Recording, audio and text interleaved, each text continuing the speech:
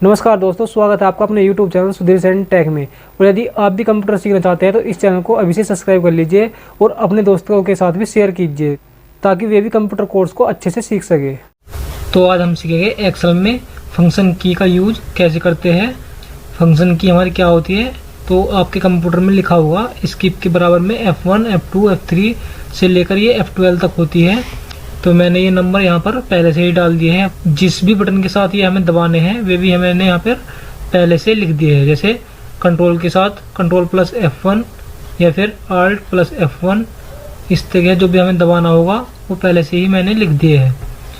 जैसे shift plus F2, इस तरीके से जहाँ पर भी इनका यूज होगा वो मैं आपको बताता हुआ चलूँगा और किस की का क्या काम होता है वो आप सीखते हुए चलेंगे, क्योंकि हमारी फंक्शन की का बहुत ही ज़्यादा यूज इसमें होता है। यदि आप भी एक्सपर्ट की तरह काम करना चाहते हैं तो आप वीडियो को शुरू से लेकर लास्ट तक जरूर देखिए, तभी आप इनको अच्छे से सीख पाएंगे। तो आइए जानते हैं एक्सेल में फंक्शन की कैसे काम करती है। तो सबसे पहले हम देखेंगे F1 फंक्शन की हमारी कैसे काम करती है। तो जैसे ही हम एक्सेल में F1 की दबाते हैं तो हमारा हेल्प का पॉपअप खुल जाता है, यानी कि एक्सेल में जो भी आपको हेल्प चाहिए वो सभी आपको यहाँ पे मिल जाएगी।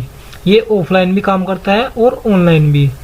अब मान लीजिए हमें कोई चीज़ इसमें नहीं आती है, जैसे इसमें काफ़ी चीज़ दी है, चार्ट, वर्कशीट, फॉर्मूला क्या होता है, फॉर्मूला का प्रयोग कैसे किया जाता है, या फिर वैलिडेशन डाटा का प्रयोग कब किया जाता है, ये सभी इसमें बताया गया है।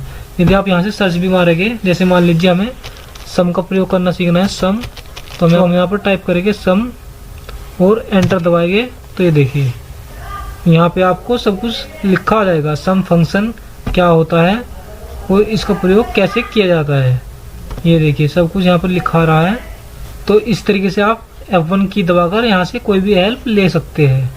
तो इसके बाद आती है हमारी कंट्रोल के बाद F1 की, यानी कंट्रोल प्लस F1।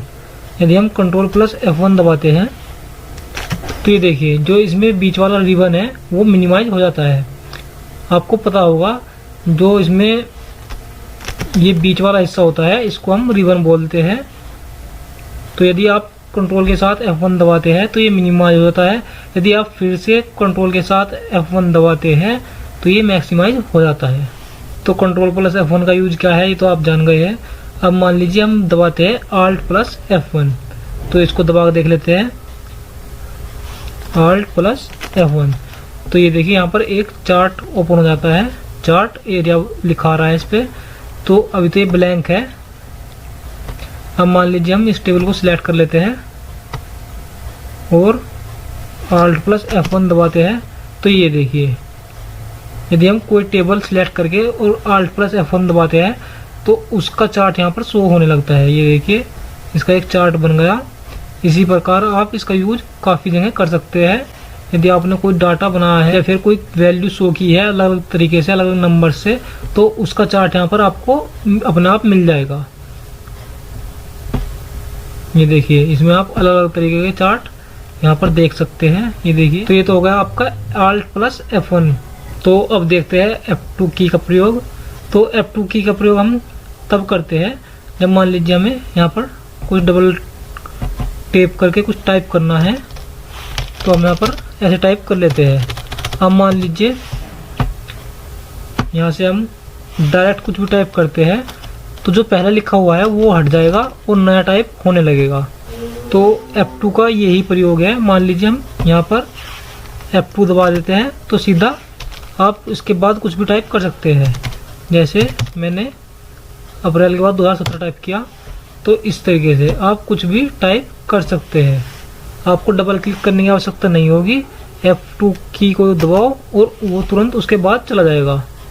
जैसे कि आप कंट्रोल प्लस P दबाते हैं और आप प्रिंट पेज पे पहुंच जाते हैं, इसी प्रकार आप कंट्रोल प्लस F2 दबाने पर भी प्रिंट मोड पे पहुंच जाते हो। ये देखिए कंट्रोल प्लस F2, या फिर आप यहाँ से फाइल में जाएंगे और प्रिंट ऑप्शन का प्रयोग करेंगे तो भी आप प्रिंट ऑप्शन में पहुंच सकते हैं। तो आप इन तीन तरीके से किसी भी पेज को या किसी भी शीट को प्रिंट कर सकते हैं। अब देख लेते हैं Alt प्लस F2। जब हम Alt प्लस F2 दबाते हैं तो ये देखिए हमारी जो फाइल है उसको सेव करने के लिए ये विंडो खुल जाती है। यानी यदि हम इस फाइल को सेव करना चाहते हैं तो यहाँ से सेव कर सकते हैं। इसी प्रकार आप यहाँ से भी फाइल को सेव कर सकते हैं। ये देखिए, तब भी आपकी यही विंडो खुलेगी। तो इसके 2-3 तरीके हैं। आप यहाँ से सेव का ऑप्शन है, यहाँ से भी कर सकते हैं, तब भी आपकी यही विंडो खुलेगी। तो ये हो गया Alt+F2 की। अब देखते हैं Shift+F2। यदि हम शिफ्ट के साथ F2 दबाते हैं तो ये देखिए एक छोटा सा हमारा नोट्स पैड खुल जाता है। इसमें हम कुछ भी नोट कर सकते हैं। हमने यहाँ पर कर दिया। मार्च महीना मान लिया हमारा ज़्यादा लकी है तो हम उसको यहाँ पर डाल देते हैं LUCKY लकी। तो आप किसी भी सेल के लिए अपने हिसाब से कुछ भी यहाँ पर नोट्स बना सकते हैं। तो आपने F2 को भी दोनों तरीके से इस्तेमाल करना सीख लिया है। अब देखते हैं हम F3। यदि हम F3 को सिंपली ऐसे ही दबाते हैं तो इससे कोई भी काम नहीं होता है। तो F3 का हमारा अकेले कुछ भी यूज नहीं है इसमें। यदि हम कंट्रोल के साथ F3 दबाएंगे तो ये देखिए यहाँ पर एक नेम मैनेजर खुल जाता है। तो इसके बाद हम देखते हैं Shift+F3। तो जब भी हम Shift+F3 दबाएंगे तो यहाँ पर आपको इंसर्ट फंक्शन ऑप्शन मिल जाएगा। यानी कि यदि आप कोई फंक्शन का यूज करना चाहते हैं, जैसे सम, एवरेज, काउंट या मैक्सिमम, इस तरीके से आप कोई भी फंक्शन यूज करना चाहते हैं तो यहाँ से आप कर सकते हैं। जैसे मैंने यहाँ से सम को सिलेक्ट किया और यहाँ पर नंबर में 2 डाला और यहाँ पर 4 डाला और ओके किया। तो ये देखिए यहाँ पर हमें इसका योग मिल जाएगा, जैसे कि 6। तो इस तरीके से आप जोड़ने के लिए या घटाने के लिए या किसी भी संख्या को, बड़ी संख्याओं को कैलकुलेट करने के लिए Shift+F3 का प्रयोग कर सकते हैं। ये देखिए, जैसे मान लीजिए हमें 2025 प्लस 1250 और यहाँ पर 1350, इस तरीके से आपको कितना भी जोड़ते जाना हो यहाँ पर टेबल खुलती जाएगी। तो इन सभी का योग यहाँ पर दिखा दिया 4625 और ओके दबा दो। तो ये देखिए यहाँ पर कैलकुलेटर की आपको आवश्यकता नहीं पड़ेगी और डायरेक्ट यहाँ पर जुड़ के आपका आ जाएगा। तो इस तरीके से आप Shift+F3 का यूज कर सकते हैं। अब बात करते हैं F4 की। तो F4 की को जब हम सिंपली ऐसे ही दबाएंगे तो ये देखिए इसका कोई यूज नहीं है। तो यदि हम Ctrl+F4 की दबाते हैं तो यहाँ से तुरंत क्लोज का ऑप्शन खुल जाता है। यानी कि यदि हम यहाँ से क्लोज नहीं करना चाहते, डायरेक्ट क्लोज करते हैं, तो आप Ctrl+F4 की दबा दीजिए और सेव या डोंट सेव पे जो भी आपको चाहिए उस पर क्लिक कर दीजिए। तो ये हो गया आपका Ctrl+F4। अब देखते हैं Alt+F4। तो Alt+F4 का भी वही प्रयोग है जो Ctrl+F4 का प्रयोग है।